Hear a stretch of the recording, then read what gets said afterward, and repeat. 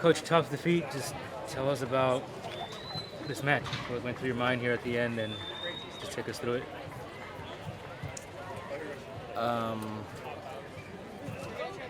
Well, it wasn't the game.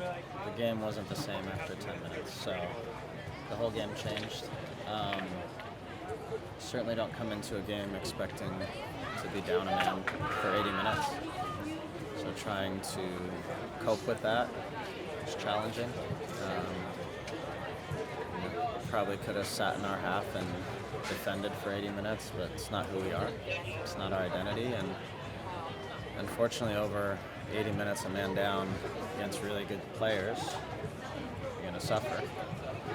And that's what happened. Questions, guys? From our objective standpoint, a tragic day for the loss of the game, but your team still came back and still fought, as you were saying. Charlie was talking about those fine details and how those just sway a match. What can you talk about the resilience about your team and what you saw? Listen, I separate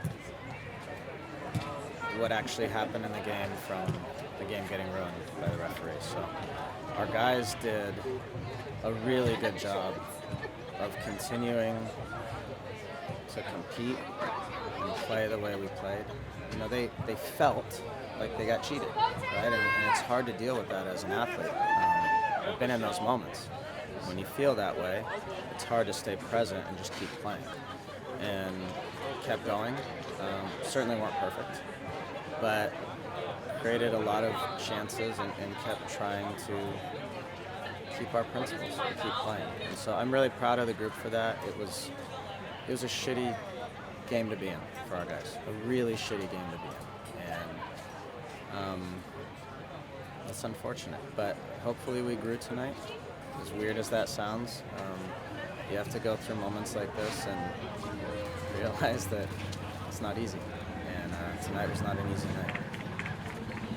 Guys, going two more questions? Colorado also lost today. I mean, you guys are still just a win away from second. How important is it going to be to put all the emotions of this game and all the red cards from last game, put them away and come out and get a win on the 18th? Yeah, it's hard, right? We've had 3 straight games with a red card now. Certainly the Kyle Vassell one was warranted. Last week I didn't think was fair. Today was obviously the wrong call. But there's no consolation prizes. There's no moral wins. You just have to get back at it and go again. So fortunately we've given ourselves enough good performances and picked up enough points that we're still in a good position. Tonight hurts because we didn't have a chance, and that hurts, but we don't have a choice. We have to just get on with it and keep going. Going back to the call earlier in the game, you kind of called the team in like the 11th minute. Do you mind telling us like what was said in that little meetup? Well, yeah, I mean, look, we have the benefit of having video on the sideline.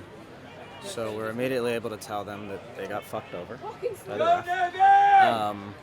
And this is part of soccer when you have a league that doesn't have VAR. The referees, for some reason, forgot to wear their communication pieces, so they couldn't even communicate to each other to tell him that he got it wrong. So that's, that can't be okay either. But you just have to tell your guys, look, you got fucked over. The referee fucked you, and you just have to deal with it. It's not, there's nothing we can do at this point. We're all upset about it. We all feel wronged by it, but you just got to get on with it. You got to stay present. And to their credit, they did. They were frustrated too. This is their livelihood. They literally get paid to do this.